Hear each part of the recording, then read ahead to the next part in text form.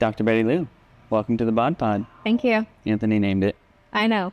Is it sticking? I love it. It's good. Yeah, It's an unofficial pod anyway.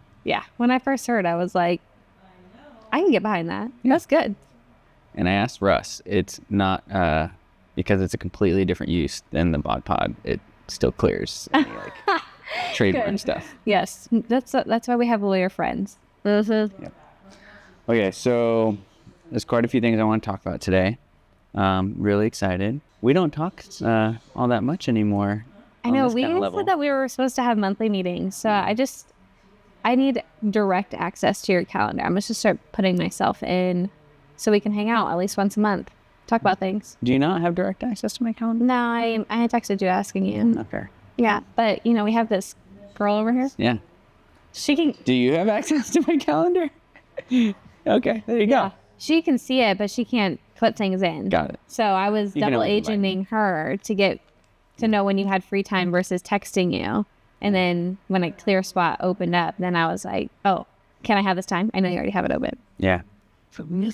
Okay, so let's start with your background. I would say most people don't know that you started here as a coach, right? And have transitioned to owning your own practice, doing physical therapy. So take us through your journey, right? How did you get into fitness and now into PT and all that?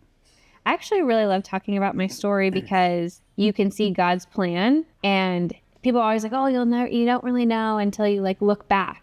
And I love looking back because there was a lot of bad things in there, but the way the dominoes fell, I love my story. So I inevitably went to school in Northern Arizona University with my sister.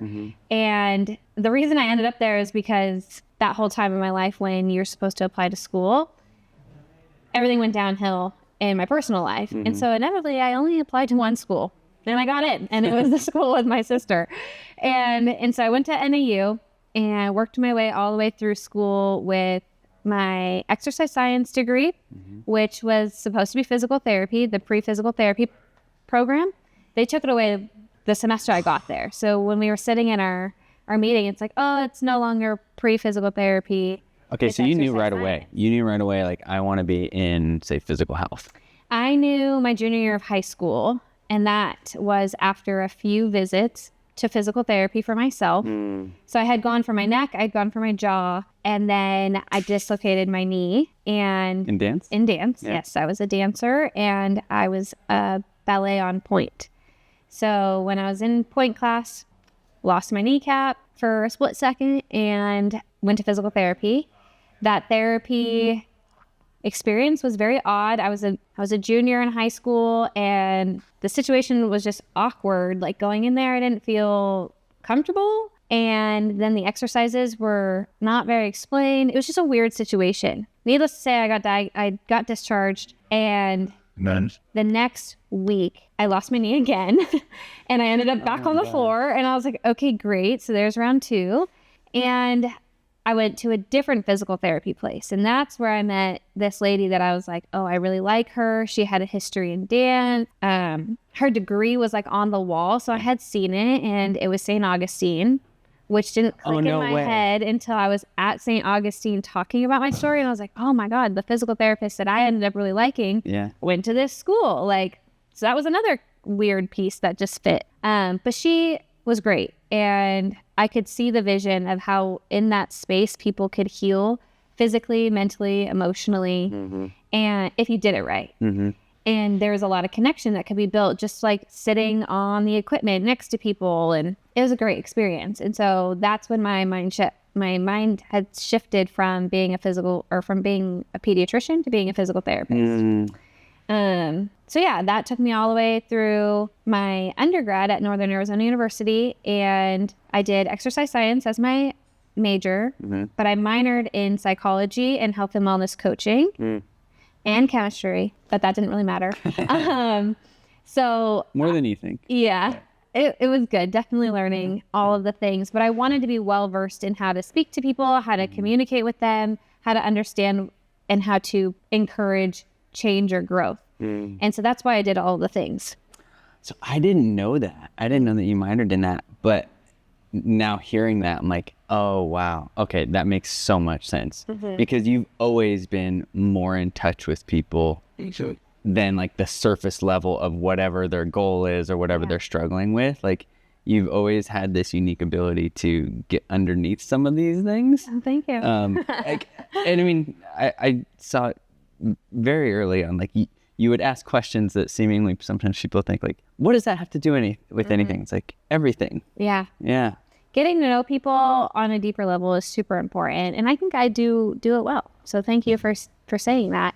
And it takes practice, but reading people is so valuable to understanding how the day is going to go and how that situation is going to go, especially if you only have minutes within an hour, like when I was training for you, or the full hour that I have someone. And so being able to read someone's personality as you get to know them, but also their day-to-day energy and like what's happening in their world to understand them better, that's how you can communicate better, encourage them.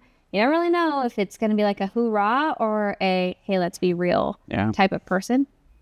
So, I literally just had that conversation with someone today about it's so much more than a treatment plan, a list of, say, movements, whether it's exercises or therapeutic techniques. Like, when we're trying to guide people towards a goal, it is so much more than that sequence of events, right? Like, understanding that you may have a plan and then the person walks in that day, the state of mind they're in, the way that their day has been, like all of that. And we'll get into this more, like some of your treatment approach, but all of that makes such a huge difference in the outcome of the exact same thing that you would have done, you know? And I mean, we talk about this, like just in our model of say like who we're really good at helping. It's the same thing. It's like the exercises, of course, are important, but like understanding that it is a person in front of you. It is not a diagnosis and all that. Like there's so much more to it that, you know, understanding that person, their history and where they're at in that moment makes such a big difference. Yeah. Like, I think that is one of the things that sets you apart so much in physical therapy, because it's worse if you talk about the physical therapy industry as a whole in really attending to those things. Yeah. And that's kind of, that's why even as a junior in high school, I was like, this is so awkward. Like, nobody tries to talk to you or get to like know you. Yeah. And I'm not an adult at that time. Yeah. I'm a high school kid. Like, help me out here or connect with me and tell me what to do. But I mean, even as an adult, you should be telling them what to do. They're there to be served.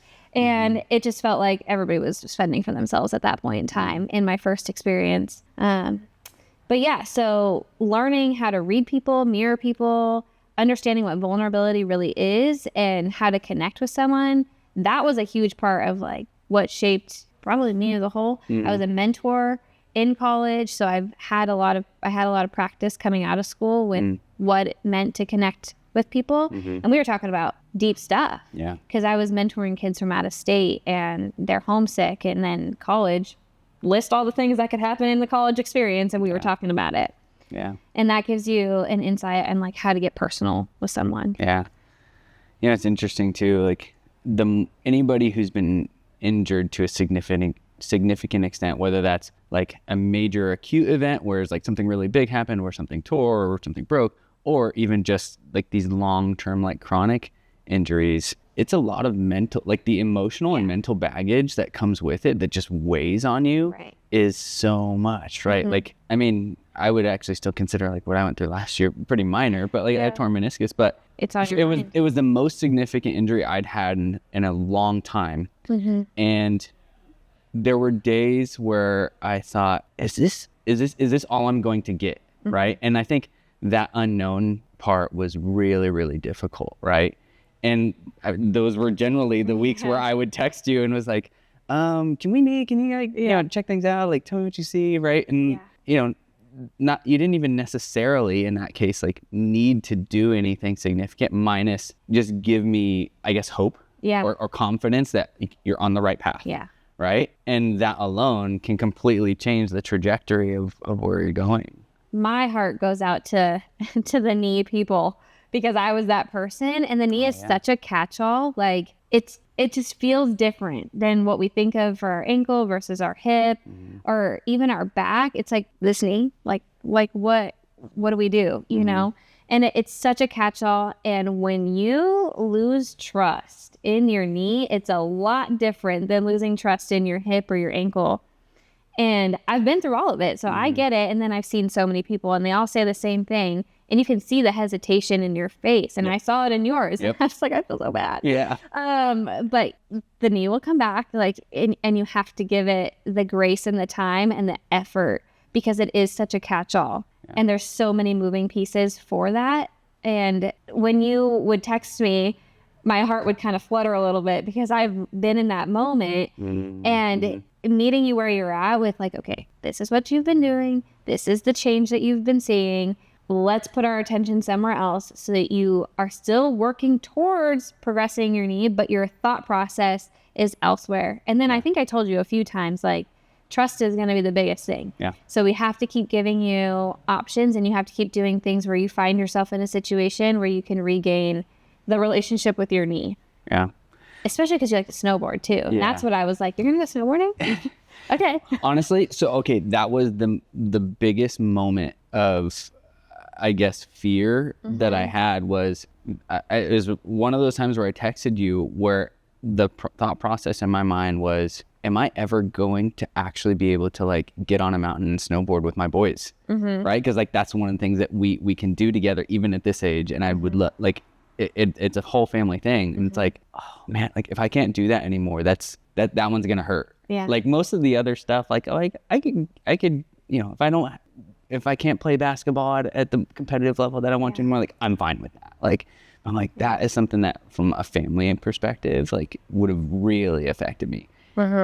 And it's interesting thinking too, like I've had this conversation honestly with Paulina a lot, is even with her personal journey, the downstream effects that happen when even you just have the conversations like we had, where you gave me hope and confidence and like, just keep going, right? Like, cause especially when people are in pain, you have those doubts, like, am I doing the right thing? Should I do this? Should I do that? And generally when you have too many unknowns, you tend to freeze, right? You go into more of a paralysis, and it's like, like your brain is no longer convinced that you are doing the right thing. So you tend to stop. But when you gave me confidence and hope in that, now all of a sudden I kept doing, or I did with better consistency, the things that I needed to be doing. Whereas if we hadn't had those moments, I may have slowed down, I may have pulled back, and then where do we end up? Yeah. I want you to hear me in your head. Hear me in your head. Dream about me. Think about me all day long. Text me. Whatever. Be obsessed. Because the more you can hear me in your head, the more I know you'll do what you're supposed to be doing. And it's about reframing your perspective of the movement or how you feel about your body, not passing judgment on yourself for whatever you're feeling, and giving yourself grace to continue through it. But that nervous system approach too, and the reason why I start all of my sessions with assessing the nervous system, it allows you to actually heal better. So that pullback or that hesitation, that's just giving you more room for error. And we don't need that. Yeah. Being consistent is obviously key, but being capable and having the capacity to do the things because your body feels safe, that's the underlying piece. And if you don't have a sturdy foundation, then you're not going to go as far as you think you'll go. Okay, so there's 3 things already right there that I really want to talk about. I want to talk about the pain thing, but you just used the name of your business in this. So is that where the name, say, Resin Reframe in particular, is that where that comes from? Yeah, so I found myself saying that a lot in my internships. And it was just reframing your thought process, reframing the movement pattern, reframing the perspective. And I was like, that's literally it. Like, that's me. That's it in a nutshell. I talk about this every day with almost every person. And it matters to almost every category, is how it's framed. It's my delivery. How do I deliver? How do you receive? Like, what does that framing look like? What does the framing look like for how you're going to move through this process? The thought process, the feelings, all of it. So when I kept hearing myself say the word reframe, I was like, that has to be something. Yeah. And I already knew I was coming out of school and going into my practice just because of the experiences that I had had. And so in my mind, I was always thinking like, oh, like, what am I going to name this business that I'm starting? Like, that's big. Like, how do I pick the right name? And then the first part, the rise, came from actually like a message that just kept coming through me when I was in or around a church. And it does take like, rising from the ashes or rising to your potential, and then my job is to lift you up. So I'm going to continue to lift and you're going to continue to rise. And so, I had a little bit of insecurity about having this long name, like Rise and Reframe, but I couldn't let one or the other go. And I needed both. And I wasn't just going to pick one. And so it is what it is. And I absolutely love it. And it just encapsulates everything that I want to provide for people and to do. So.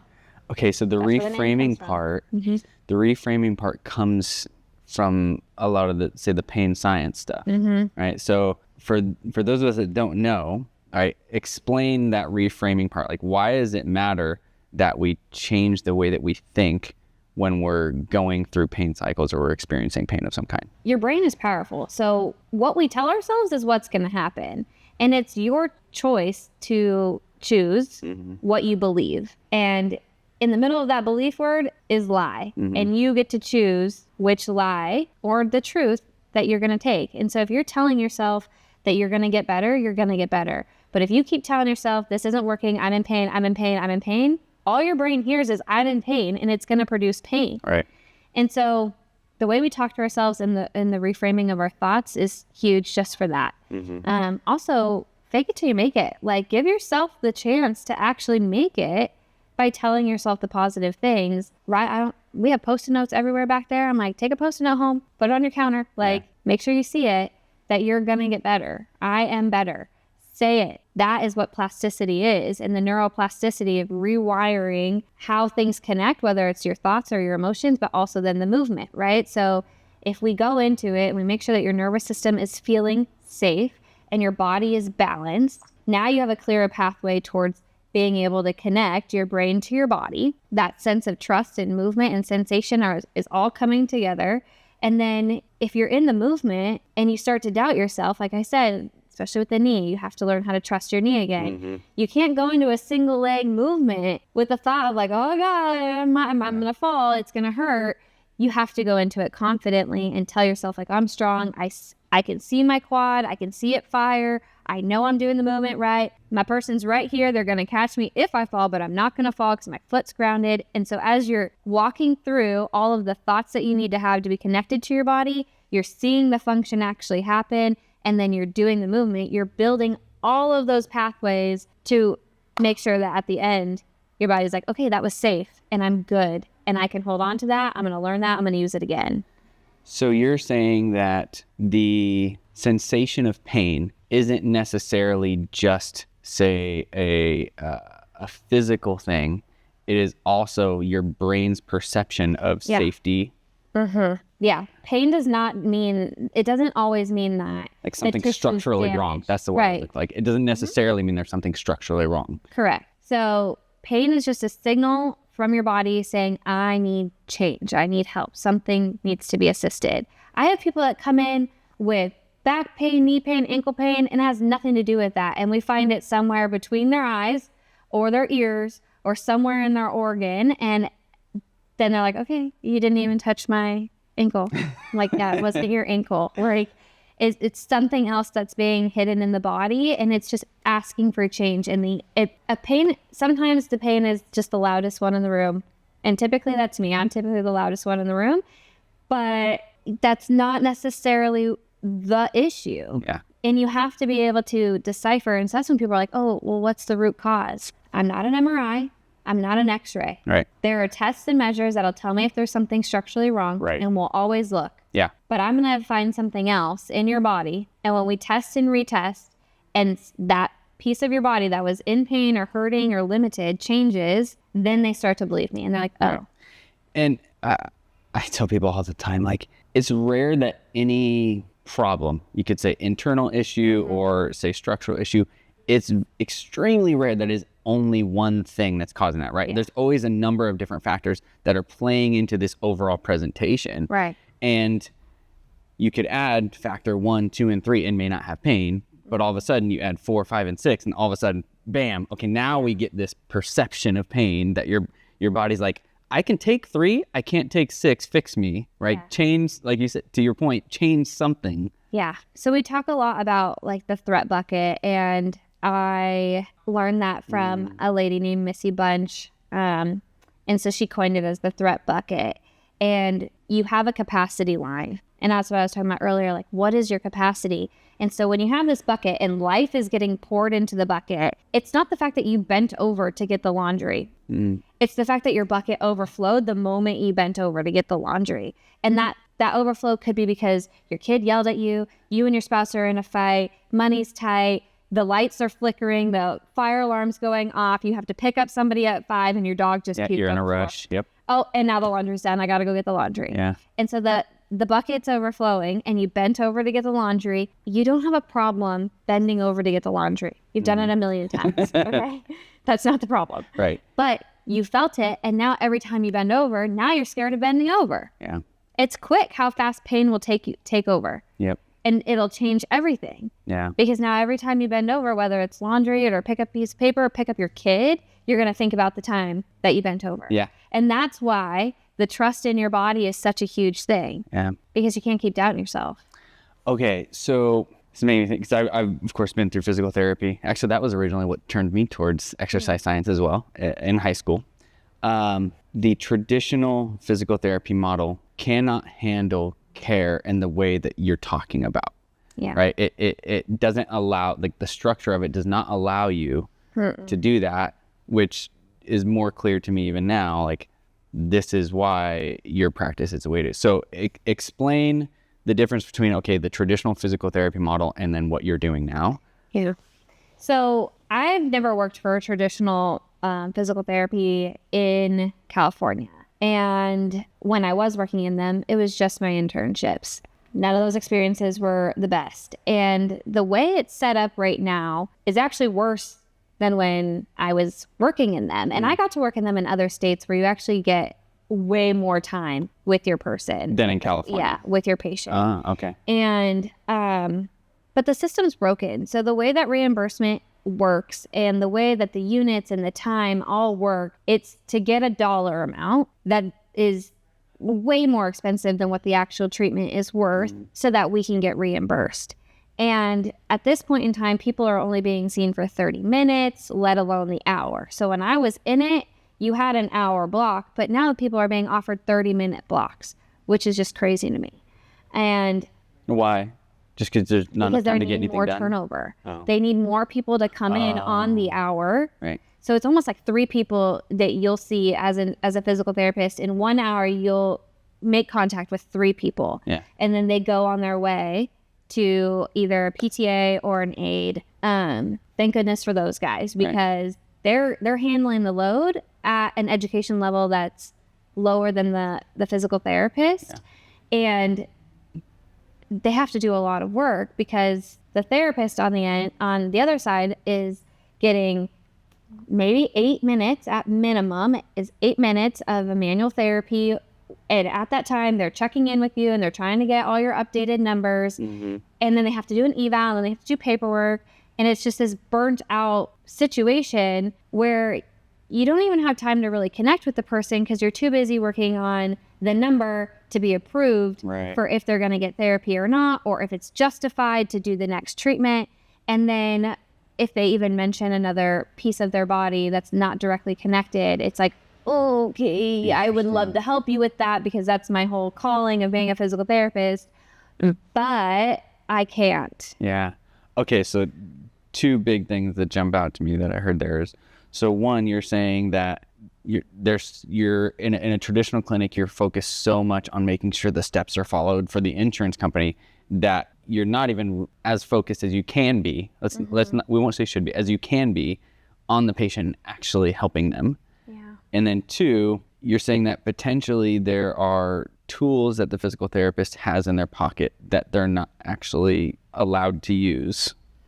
Yeah, allowed to or capable. It's like if it's a completely different limb of the body and you know in your head that the body's connected, but on the paper it only says left knee. This is from the insurance company. Yes, but on the right, but their right hip is hurting, and you're like, yeah, I know why your right hip's hurting because you're putting all your weight over there because your left knee is hurting, and so you've compensated, and then you have to meticulously justify the potential treatment of the right hip. And then you get a note back that says that that's not covered because that's not the body part. Right. So then you just stop trying. Right. And it's like, so oh, sorry, I can't because it's not. You're trying to do the right thing for the patient. Yeah. But it's not and then allowed within the constraints of the system. Yep. Not covered. Then you're not meeting your KPIs or whatever is required of you for the day. Yeah. And then that person's left with not understanding why their body's hurting, or even it's not even related. Maybe it's their right wrist for who knows what reason they hurt themselves, and they're asking you as a professional because they're in front of you, and you can't help them. Yeah. So.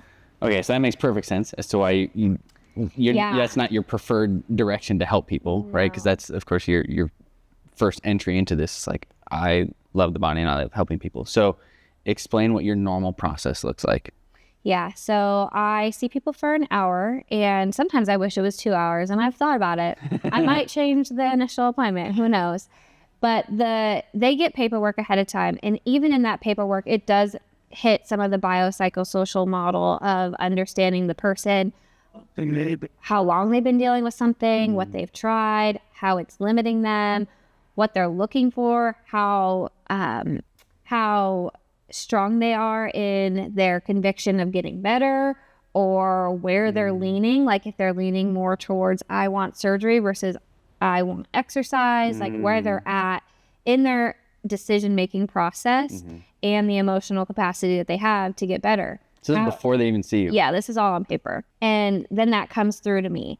So I look more at those than I do at the injury section because I really don't want to be biased. People are really quick to tell you what they think is wrong with them because it's their body. And the brain is just fast. Yeah. And my brain is like a book and a roadmap at the same time. So if you say something to me, I'm already like flipping in my head to the chapter of that and then drawing the roadmap to what it could be. So I try not to look at any of the actual injury stuff, to be honest, because I don't want to be biased, because I don't even start with looking at that part of the body. Yeah. So after I just check them for like normal medical screening, like make sure that they're okay and I'm not going to cause any damage, then I understand where they're at on paper emotionally. They come in, we have that conversation of just like, hey, how are you today? Like, what are your plans? What's going on? Yeah. And then is there anything that you want to talk about before I even start? And I just give them the mic. They don't even know what to expect, and I leave it wide open because I want to know what their expectations are so I can meet them and or reframe what the experience is going to be like. It's just so different. I mean, you can say the medical model as a whole, right? Like, I feel like you never get time to talk. Yeah, it's like, come in, they've already maybe looked at some, whatever notes like it took coming in, like 5 minutes worth. And okay, we're going straight to this thing. And I'm sure you get all kinds of different situations come through there. Yeah. And I often get a lot of stories of that. Of like, oh, well, I went to my so-and-so and it was like this. And I have to make sure I'm a very face-driven person. So my energy, the energy of the room, my face, like you have to remain as neutral as possible, even when things come out of people's mouth that I'm like, oh my God, I'm so sorry you had that experience. Or I'm like, let me go burn it down for you because I can't believe you were spoken to like that or whatever. Yeah. So you hear all aspects of the story. But yeah, so I give them the mic because I want them to be able to share with what they want to share. Yeah. And I'm like, and throughout the whole thing, I'm like, I'm as very transparent as it's going to be. If you have a question, let me know. If I don't make sense, I will re-say what I meant to say. Ask me if you have questions. But this is where we're going to start. We're going to start by looking at your body's nervous system first. And always. Yeah. Always. If they can stand up, we're doing a standing postural analysis. I'm just going to walk them through how they're stacking their body. I do a eyes closed march because I want to see where their body's taking them. if their proprioception is off based off the mechanics of their body, they still get to hear because we have ears, and I'm not going to like deafen someone's hearing. Right. So I'm taking out the eyes, I'm taking out the visual system, and I'm seeing if their body actually has some good balance and coordination. Yeah. And most of the time, everybody starts traveling forward and they turn off to a side, and they have no idea. And I'll mark the spot, and I'll keep my tone at the level.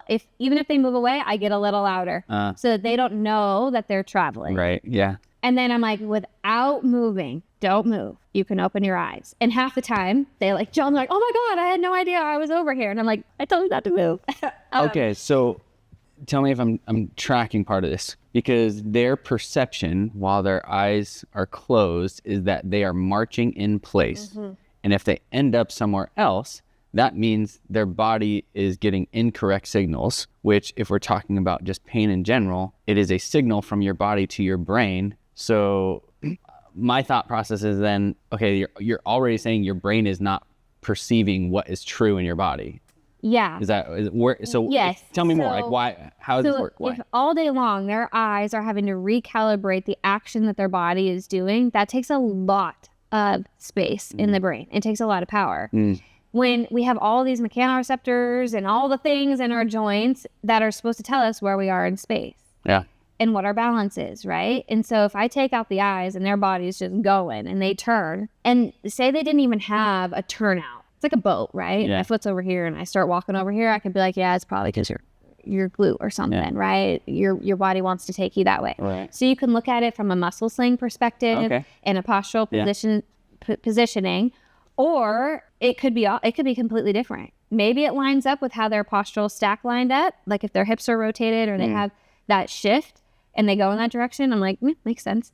Or it's the opposite, and I'm like, well, half of your body's going this way, then your nervous system's is keeping you from going that way. That's a lot of pull in the body. Right. But who's first? Is it your nervous system that it has now created this alignment for you to come back here because it's giving me so much effort to not go over there? Right. Like, it doesn't matter, chicken or the egg. Yeah. We have it, and it's a piece of the puzzle that needs to be addressed.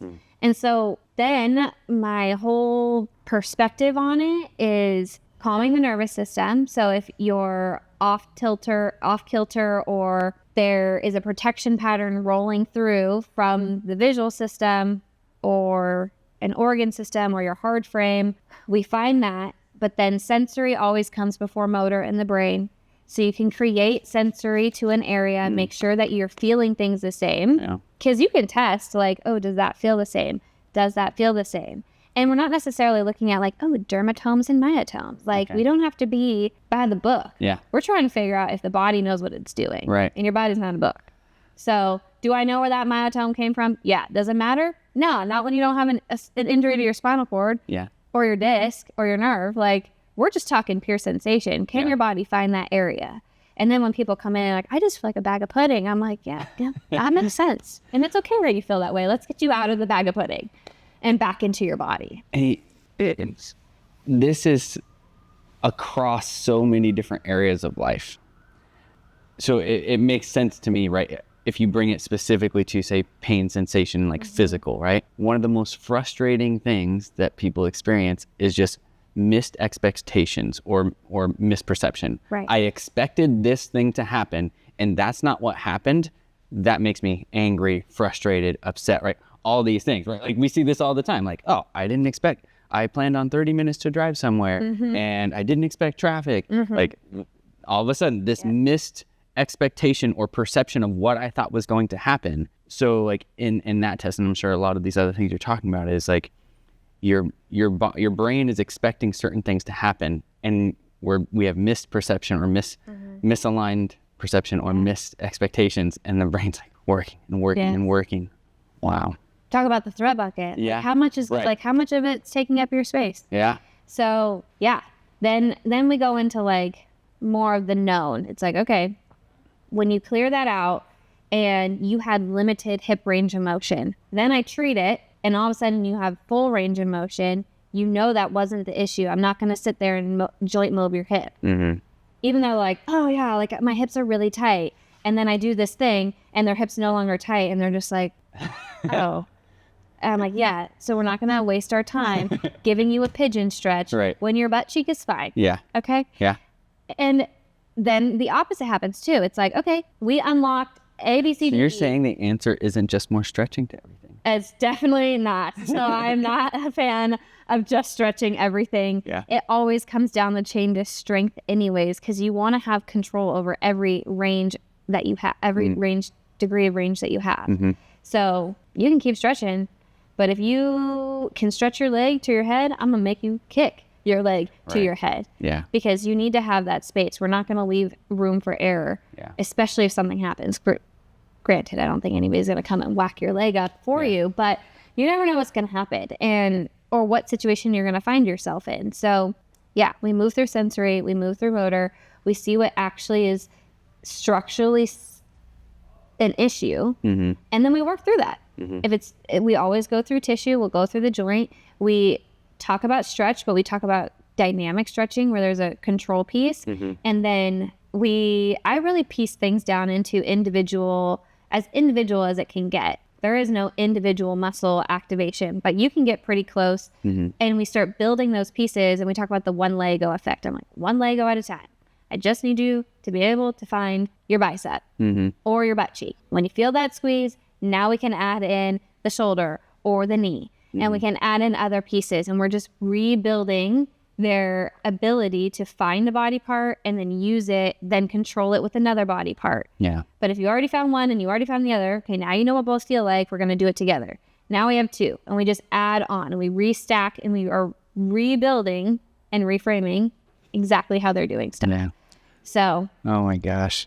And you know what's crazy about your expectation thing is, so because I ask people what their expectations are, and most of the time, like, I have no expectation. And what people say walking out of that current every time, like, man, I never know what to expect coming in here. So when you've when you've removed expectations because people trust you, I think that's a different thing. Yeah. And that's what comes down like. They walk through the curtain and they're like, wow, because they get to walk through our gym. And I love our gym, which we need to go back to me being in this gym. But I love our gym. But you walk through the gym and you enter the curtain or you enter the room, and it's a completely different vibe in the room because I want it to be peaceful and as calm as possible and as comfortable as possible. And they're like, whoa, it's really nice in here. And I'm like, yeah, let's chill. It doesn't feel like a clinic. Yes, let's come down. Let's be able to be comfortable and breathe and not be like stimulated by bright lights and sounds and people moving around, which if that's part of what they need, trust, we'll end up on the gym floor. Yeah. That's why I'm in the gym. Yeah. Because I want it to go from my room to their confidence in whatever they decide to do, which means they're going to be moving in our gym with weights, with a barbell, with bands, with everything. Yeah. And they're not going to be limited, but they will have full confidence and knowledge to be able to do a body weight on their own or just use a mini band. Yeah. Because you need to give people their options. Yeah. And a plan of action, no matter where they're at. Are you at home? Are you at a gym? Like, what do you want to do? I think through the expectation part so much, because the same thing happens in fitness as it is, say, in physical therapy, in that it's rare that when someone walks through our door, it's the first time that they've ever engaged with, say, a personal trainer or a physical therapist in this case, right? So they already have some background of expectation, whether they realize it or not. They have a perception in their brain, like, this is how this normally goes, right? So again, like, asking them where it is important. And then the other thing, to like allow people to just relax and let their guard down, so that either one, you can treat them, or a lot of cases, from my perspective, like, to actually connect with people, like from a sales side of things, is set the expectation after that, right? So like every time someone walks through the door and it's their first time here, and like we tend to focus on people that don't like the gym or are afraid of the gym. I already know they're coming in like, I don't know about this. A gym? Yeah. So like after like I shake their hand or just introduce myself, and I'm like, okay, here's what's going to happen next. Yeah. Right. This is what this 1 hour is going to look like. Right. Versus letting their mind focus on like what's going to happen next, what's going to happen next. Especially of course, when money's involved. Yeah. And if they're doing that, they're not even like whatever conversation you're having. Yeah. They're not present. They're thinking like, whether it's how much is this, or is this going to work? Right. And you're like all these things, like, setting that expectation of what's going to happen next. Again, it's a nervous system thing. It's Yes. because bring their guard down so they can be present. Prior, during, and after, and making sure that they have the space for sure. So prior, like we have a map, right, on our website. You have the parking lot on the website. Like, this is where you park. That makes people have to think less. Right. But, oh, okay, sick. There's the parking. Yeah. One less obstacle to overcome. Yeah. And then in their messaging, it says, we are located right between this business and this business. Yeah. It says this on the wall. Come in. Because even though the door has the number, it's like our eyes don't see it. When you're nervous or when you're going somewhere first, or even that sign that's on our door, it's like the door's over here. Yeah. And people still pull on the door, even though there's an arrow. And it's like, it's because we can't see when we are on task. Yeah. Our body is meant for survival. Yeah. And so it's not looking at everything. It's looking to survive. And we have to take that survival down and then guide them through. So yes, through the process, you're walking them like, this is what's going to happen next. And then at the end, I always ask them, like, so how do you feel? Yeah. Did I give you everything you need? Do you feel comfortable leaving? And be honest, like, I'm just here to help you. Yeah. Tell me what you need or what I miss. Yeah. I will send you a recap. I will give you your homework. This is what will happen next time. You're already booked. Come in the same way. If I want you to be dressed differently, I'm going to tell you next time I need you in shorts. Yeah. Or whatever it is. So laying out those expectations and then checking in. Like, did we do okay? Are you good? Text you mean me after the appointment? Yep. So they get access to communicate with you outside of their session here. Oh yeah. Okay. Yeah. Yeah. Whether you think it's appropriate or not, everybody has my personal number. Feel free to send me a message if you have a question. Yeah. Because things come up. Yeah. And then, like, you talk about buyer's remorse, but also just like, why didn't I say that in the conversation? Or, oh my God, I forgot about XYZ. It's so much. Yeah. And, you know, I'm an adult. I can turn my phone on Do Not Disturb. Right. And I have my business hours of when I check my phone. Yeah. I'm not worried about me. I'm worried about them. Yeah. I can set my boundaries, but they need to have access to me too. So yes, you can text me. Then they have the business line, you know, if they can't make their appointment or whatever. And then they can communicate on their homework too. So if something's going wrong with their homework, it's like, this is what it looks like. Am I doing it right? And then I'm watching the video. I'm like, no, let's try this, you know, or you're doing great. Keep going. So you have your patients send you videos of like whatever homework you have them do just to make sure that they're doing it right. Yeah. If they need, the options are there. If the options are there and people use them, great. Yeah. If they're not, okay. But we still give each other grace. It's like, you didn't do your homework, but we'll try again. Right. Yeah. Try again. Yeah. Cool. When we made that transition where you're doing physical therapy, how does this like handoff tend to happen for you? So what is your thought process when you're taking someone through their, say, healing plan? And what does that look like when you're saying like, hey, you don't need me anymore is essentially what it is. This is what you should transition to. Yeah. Like why, when, like how does that happen? So the whole time we're talking about a plan, like what's the plan? And when we lay out, so after that first appointment, when you really dive in of like, okay, these are your protections. This is what's happening structurally. This is your homework plan, right? This is what's to be expected. And how far do you want to go? There is a set amount of time of, you know, biological healing, give or take a little bit based off of the person, their environment, how they treat their body. Right. And then from there, as we get closer to those marks and I'm seeing how well someone's doing, I'm like, so what's your plan? Yeah. Do you want to go to the gym? Do you have a home gym? Mm-hmm. Do you want to stay in our gym? I'm not biased, but I think our gym's the best. And then they kind of laugh. And I'm just offering, like, what do you want to do next? Because I can continue to program for you and you can do it. And I don't need you to need me, but if you want me, you're welcome to come back. Yep. So I have options for people to come to see me once or twice a month, or I can just continue their programming for them. But we know in-person accountability, right? Yeah. And a lot of that like was instilled when I was working here is that connection and the accountability piece of like, not everybody wants to work out alone, or you don't have eyeballs that are floating above you to see what your posture looks like. Yeah. So I'm like, hey, you know, you're doing really well. You don't need me. Yeah. You can want me, but you don't need me anymore.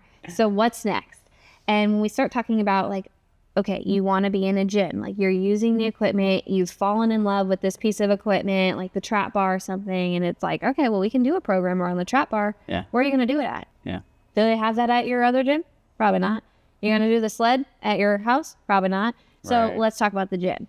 And when it becomes an option and they're seeing the value, because they walk in and out of the gym all day long and they get to see our community and everybody's saying hi to me, or I'm introducing them to somebody that they would get along with, then they start to feel already the energy that we have here and how everyone's so connected. Yeah. So it's already in their mind and they've already been coming here. So it's already in habit. Right. They've started to feel welcome, whether it's our front desk or other coaches that I get to introduce them to, or maybe they've gotten another service from Mark or Thumbs and they've used our massage service, or they've come to one of our events, whatever it may be.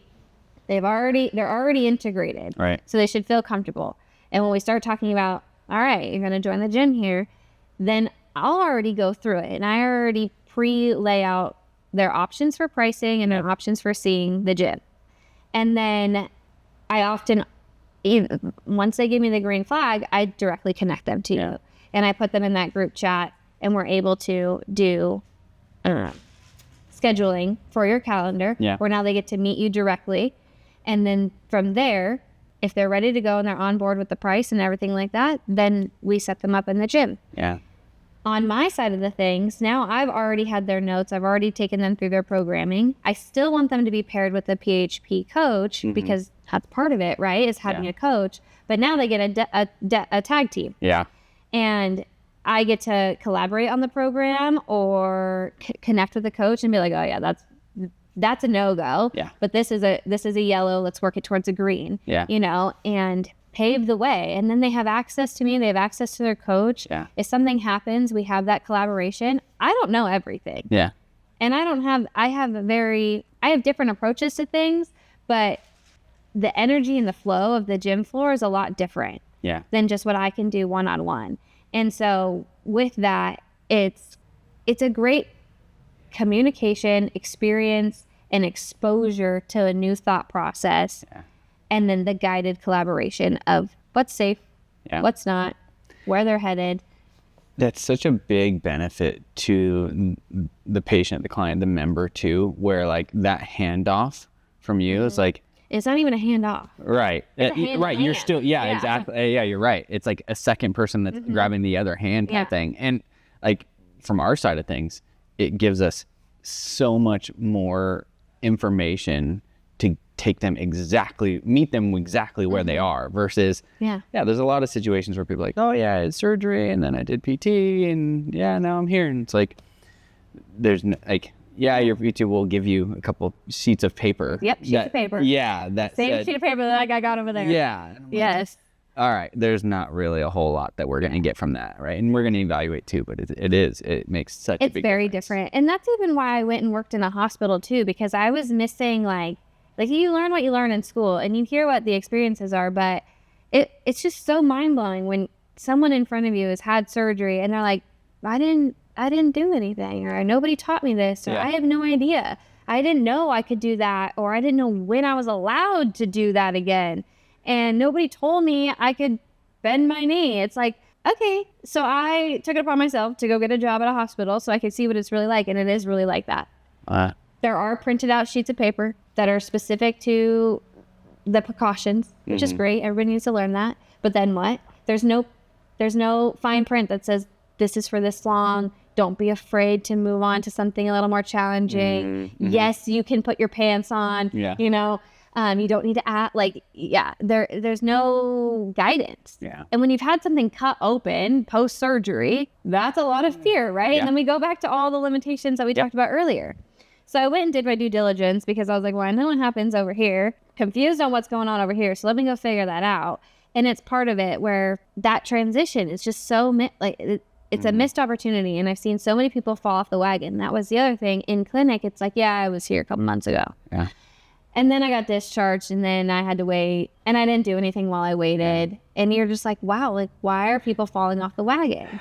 And that's why I harp so much on like, what's your plan? Yeah. You can leave, but what's your plan? And I want to text you, even though you're not paying me anymore and I may not be your physical therapist. Yeah. Now I'm your friend and I'm going to be a little annoying because I want to know what you're doing in a month to make sure that you're doing okay. And that's so important. Like that window, especially if some of these like major injuries and surgeries in some cases that people are going through, like the window for healing is the window for healing. It closes, right? Really well. Yeah. Like the longer we go, the longer you're going to be working towards fixing it. Yes. And the amount of possible recovery definitely has some limitations. Right. Okay, so I want to rapid fire a bunch of different questions on injuries, misconceptions, and that kind of thing. Okay, so let's see. Let's start with, I would say low back pain is probably the most common thing that people are dealing with. What are people missing the most? Like so first, like when they attribute it to something, what's the most common thing that they're missing? Breath work. Why? Breathing. Yes. Nervous system regulation, rib cage positioning, pelvic floor capability. So you're like, and pelvic floor, everybody, or are you talking just say moms? Oh, everybody. Okay. Yeah, you have a pelvic floor in there. I know. Yeah. I don't know how to control it. Right. We'll save that one for so session. Would you argue that because men are so disconnected from even, I would say most men don't even know that that's a thing. Yeah. Would you say they're worse or worse? Oh, it's not to offend anybody, but it's kind of comical. Like when you ask a man to move their pelvis, and they're like, Where is that? Where is that? Yeah. Okay. And there's no movement. Yeah. Front, back, side to side, rotationally, none of it. Or breathing, because like in general, just starting with the breath, like they can't even get a proper inhale, or their mechanics go the opposite way. Right. And it's like nothing's working in the right sequence of events. Yeah. So breath for either like tone, where the discrepancy has caused compensations in the body, like the rib cage or not, and then that connection to the body. Yeah. So yeah, you come out with low back pain, I'm probably going for breath first. Okay. Yeah. That's so good. Okay. Shoulders, right? And generally, shoulders. It's not a shoulder. Okay. It's probably your neck or your thoracic spine. Okay. So we'll go spine. Really? Yeah. Okay. Nervous system and spine. And then what would you say is like the number one thing that, I won't just say men, even though that's my particular interest. You can pick on men. What's the number one thing that they can or should be doing on their own? Of course, there's a number of things you should look into, right, and figure out. But like daily, say, upkeep. Thoracic mobility. Okay. So what would be an example of either an exercise or a stretch or a movement or practice? For men specifically, I would say, even just getting against the wall and doing like your standing open book. Yeah. Where your hips are locked. Okay. Just because I feel like men walk like a little more stiff. Yeah. Like proud chest and like, whatever that posture is that you guys are holding. Yeah. And then the other thing with men is that they suck in their gut, and they tell me that's their term. They're like, well, I gotta hold it. I'm like, you think you're the only one? Like women too, dude. But yes, I've had so many men tell me that, and it's interesting. I'm like, oh, thank you for sharing what happens in your brain, because I'm not a man, so I would love to know. And the way they talk about it is like, well, I gotta hold it in, and it's like, you have no idea. Like women think the same way. It's okay to have these thoughts. Like you're not alone in this. But I didn't think men thought about it that much, so it was eye-opening for me. But yeah, they hold. Yeah, yes, yeah. So they hold their gut in, and then they puff their chest out, and then that creates like a lack of rotation across the spine. And if you can get your spine to move, you get out of a lot of like shoulder injuries, especially because men like to do it more upper body, right? And then they hurt their shoulder. That rib cage ability to move with the breath versus being stuck because they're holding in and puffing out at the same time. Right. It's a lot of pressure.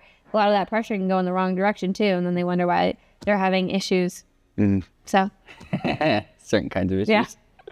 Yeah. Okay, neck. So neck issues in particular, right? We live in like this world and then this world and all those things. What are the biggest things that people can or should be doing? Simple things at home. Just get up against a wall. Get up against a wall, go into a goalpost position, and just try to open that chest, actively move through the arms. You can do a chest stretch statically, but what do we know about static stretching? It's not teaching you anything. It'll go back. And back day, I think, is more important than chest day. That might be a bias, but everything is in front of us. Driving, texting, eating, family time, cell phone time is the most, right? Yeah. And it is that forward rounded position that's it changes how your structure is, where your breathing's at. Oftentimes we aren't breathing when we're looking at our phone or our computer screen. We have that's out there in the science of computer apnea where we stop breathing and now we're in a forward head position, rounded shoulders. So the more we can get into an open body position, laying on the floor, laying against the wall, just getting that head back, stretching, and then moving through some sort of positioning, that would be great. Yeah. That's an easy one. I agree with the back and pulling more often. Oh, yeah. I live for a pull day. I try and do a 2-to-1 ratio now, and I figure I only got about 15 more years to make up for of going the other direction. Just bad habits. Yeah. But it's fun. You got it. Well, thank you. Yeah. Anything else you want to go over? Yeah, we didn't talk about the rest of my lead up through PHP. Oh, the story? Kudos. Yeah. We'll do that another time. Okay. We'll do that another time. Just saying. You gotta be ready to cry. You want to try today? I'm just thinking, like, in 8 years here, like, man, that's a lot of life. It's a lot's happened. And I had a Facebook memory come up last night for the 1-year anniversary that happened like 2 years later. Yeah. Because it was not our 1 year, but it was on my Facebook last night. Yeah. So, good stuff. Yeah. Thank you. Thank you. Forward. We got to do this again sometime. Maybe in the next one we can do like a little bit more like movement, and you can actually maybe we'll just we can show let everybody see where how you're at. jacked up I am, and you'll have plenty to show people. That's for sure. Funny. So Every coach needs a coach, okay? absolutely. And you've been taking care of yourself real good. But yeah, anytime. Yeah. Thank you. Thank you.